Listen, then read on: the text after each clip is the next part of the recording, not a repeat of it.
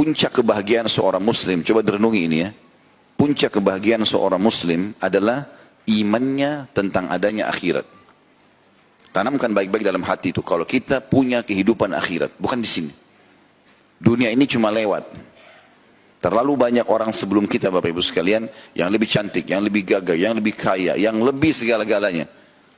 Tapi kalau kita lewat di kuburan yang merupakan batu nisan dan tanah yang kalau kita lihat yang masih hidup ini, di dalamnya ada orang-orang itu. Mereka banyak sekali yang lebih dari kita, tapi mereka juga sudah meninggal dunia. Dunia ini sehebat apapun kita mengejar prestasinya akan kita tinggalkan. Nanti kalau kita meninggal, semua cuma jadi kenangan. Dan itu di hari-hari pertama saja. Oh ini bajunya dia, oh ini sepatu dia, oh ini rumah dia, oh ini mobil dia, oh ini perusahaan dia. Sehari, seminggu, sebulan, selesai. Semua akan ditutup. Orang akan lupakan. Dikenang sesekali, setahun sekali. Ya, ada orang subhanallah tidak dikenang lagi oleh kerabatnya. Apalagi kalau orang-orang yang jauh dari agama. Mereka sudah tidak mendoakan lagi si mayit. Gitu ya.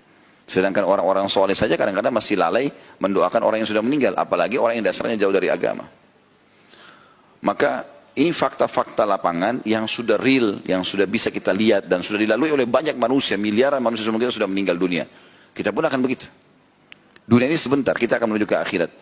Beriman tentang adanya akhirat dan kehidupan abadi di sana, adanya surga dan kita sering membacanya, itu akan mendatangkan kebahagiaan yang luar biasa. Karena cobaan apapun di muka bumi jadi kecil. Lumpuhkah, gangguan orang kah? Kalau kita bukan sama akhirat, ya sudahlah, saya nggak bisa ambil hak saya dari dia sekarang, saya ambil di akhirat. Kita tahu ada akhirat.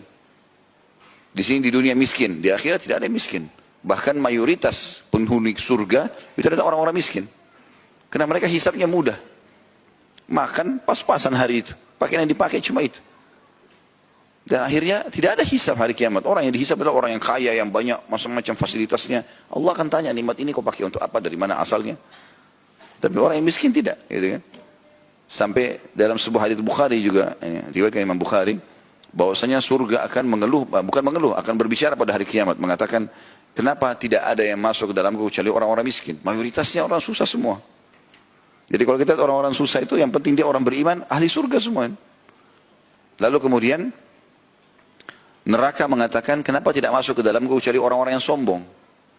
Kenapa hanya orang-orang yang banyak membangkang begini? Mana orang-orang yang miskin juga ini? Kenapa tidak ada yang masuk ke sini? Maka Allah SWT berfirman kepada keduanya, kepada surga dikatakan, engkau adalah rahmatku, yang aku balas orang-orang yang patuh kepada aku denganmu. Dan Allah SWT berfirman atau berkata kepada neraka, engkau adalah siksaku, yang aku siksa orang-orang yang membangkang dan durhaka. Kehidupan akhirat ini kehidupan yang luar biasa, teman-teman sekalian. Abadi, tidak lagi penyakit, nggak ada gangguan orang, tidak ada kesusahan apapun. Tidak ada kesusahan.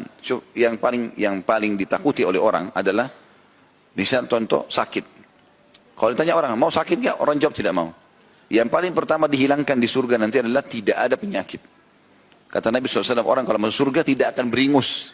Tidak ada penyakit. Kemudian yang paling dikhawatirkan orang setelah itu adalah masa tua. Makanya orang-orang tua biasa karena takut tua, keriputnya pun dioperasi. Ya. Cari jalan supaya tetap muda. Mau bungkuk ditegakkan, cari jalan supaya tidak kelihatan tua. Rambut sudah putih disemir semuanya. Ya. Orang takut menghadapi masa tua. Di surga tidak ada masa tua. Kata Nabi SAW, orang yang masuk surga tidak akan habis masa mudanya. Yang dikhawatirkan orang kalau pakai baju baru, rusak bajunya. Berubah warnanya.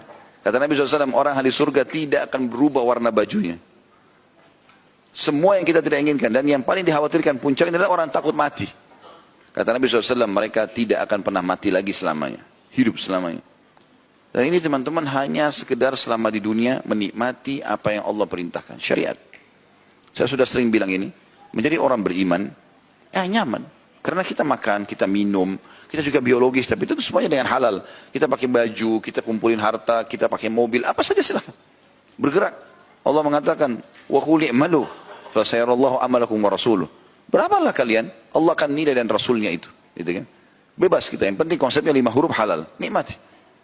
Sebagaimana orang kafir menikmati, tapi mereka tidak kenal namanya konsep halal. Tidak terkontrol gitu. Kalau orang beriman teman-teman dan beramal soleh ini tidak bisa makan, tidak bisa minum, tidak bisa tidur, nggak bisa apalah, semua tertahan. Orang kafir semuanya bahagia, enak misalnya. Mungkin wajar orang tidak menjadi orang beriman. Tapi kita di dunia ini nyaman. Makin dekat dengan Allah, makin sehat badannya, ya makin kuat pandangan matanya, makin banyak rezekinya. Coba praktikin sederhana. Coba hijrah 100%, jadi orang baik. Allah mudahkan semua urusannya. Sampai pada hal-hal yang kecil. Sampai hal kecil, apa saja, kita baru ngomong, pengen ini ya, tiba-tiba ada yang kasih, Allah kasih. Seringkali begitu kita lalui kan, kadang-kadang pengen makan ini ya, tiba-tiba ada makanan tersebut. Duh, subhanallah, baru bicara sudah dikasih sama Allah. Makin dekat dengan Allah makin dimudahkan. Di dunia kita bahagia, di akhirat kita lebih bahagia lagi. Maka beriman tentang adanya akhirat ini membuat seseorang mukmin tenang.